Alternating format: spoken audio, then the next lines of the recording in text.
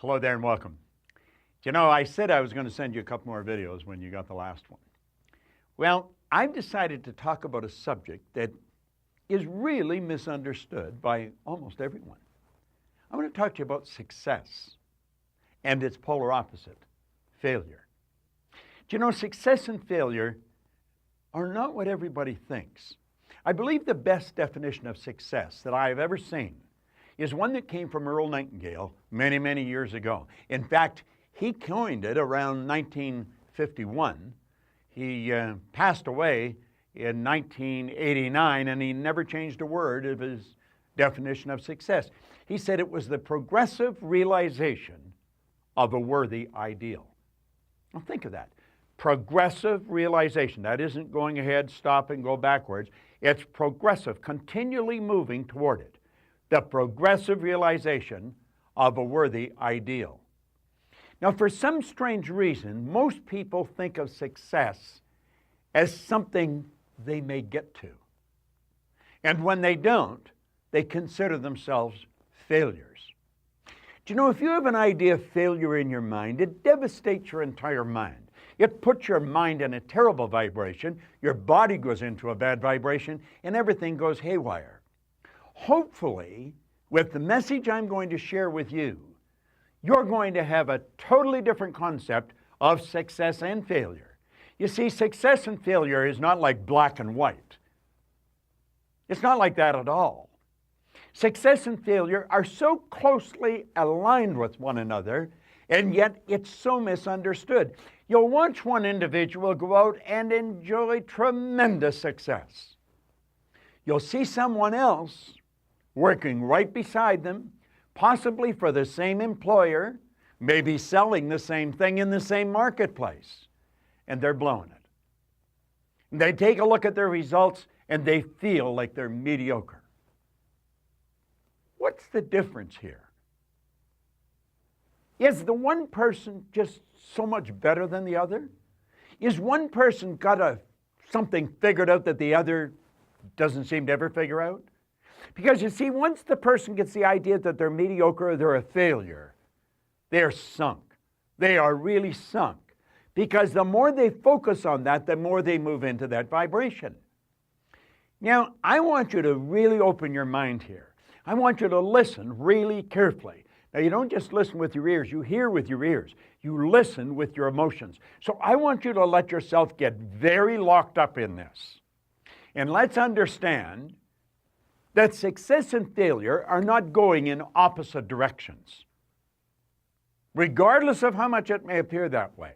Success and failure are very, very closely aligned.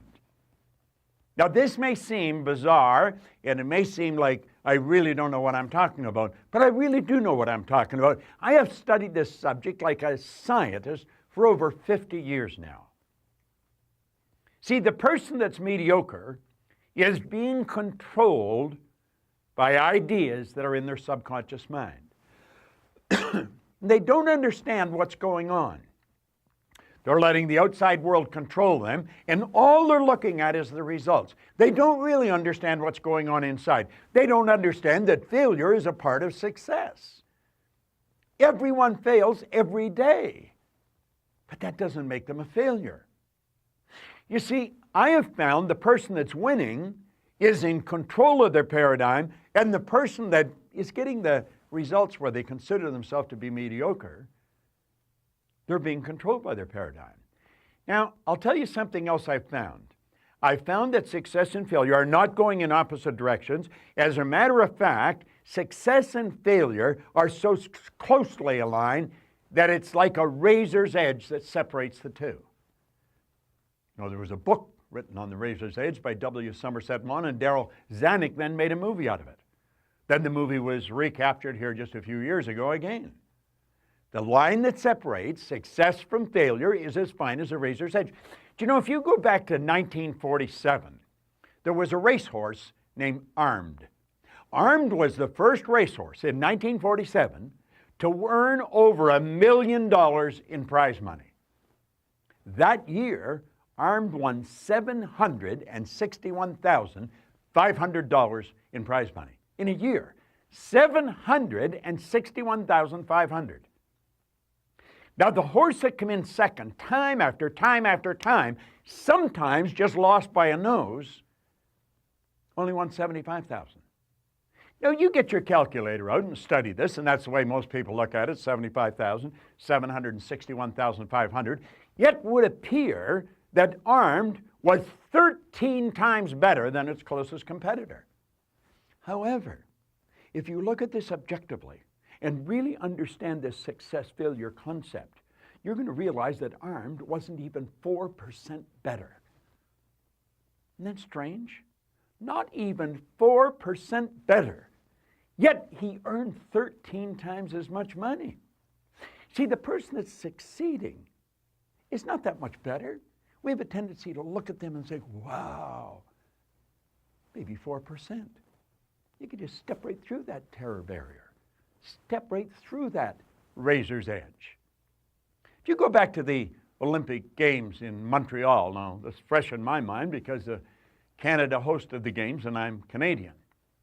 It was back in 1976. There was 8 finalists in the 100-meter dash. Now imagine this for a moment.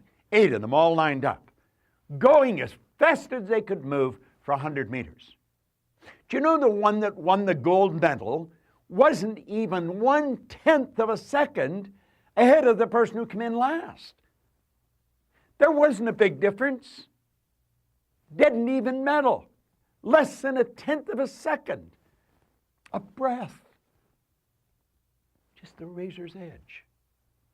Well, I have found when a person starts to understand this, and they start to understand the paradigm, they start to understand the relationship of success and failure, they take control of their paradigm. They take control of the paradigm, and they realize that they should let the dead bury the dead. And so they let the mediocre results move off into the dead past, and nature abhors a vacuum, and success takes its place. And you know what they did? They just kicked that razor's edge out of the way. There wasn't a big difference. It was such a tiny little difference. It was psychological. It was perception. They had a perception problem. They both had exactly the same talent and ability. They both worked with exactly the same potential. Well, you see, you might be just that far away from phenomenal success. How did a guy like me, no formal education, no business experience, go from 4,000 to 175? Just like that. Way back in 1961. It was such a shocking change that it's still fresh in my mind over 50 years later. So, as we drop the curtain on this very important lesson, as we close the curtain on it, let's make a decision right now that we will study and really understand paradigms. See, the person that was getting mediocre results, paradigm was in control of them. The person that was enjoying success, they were in control of the paradigm. And when the person that was getting the mediocre results decided to change, to study and understand the paradigms, voila, success was theirs. That's what all our programs are about. That's what I'm about. My whole purpose in life is to organize and share this information, communicate it as effectively as I can. I want you to understand that you can earn any amount of money you want. You can build the business you want. You can enjoy the relationships that you want. You can enjoy the health you want. You can run and you won't get weary. When you get your mind on the right slot and you take control of your paradigm. Now, I'm going to send you another video in the very near future. And I'm going to get into paradigms. I'm going to show you how they're formed. And I'm going to show the potential that's sitting there waiting for you when you take control. I hope you've enjoyed this lesson because I loved sharing it with you. This is Bob Proctor, and thank you.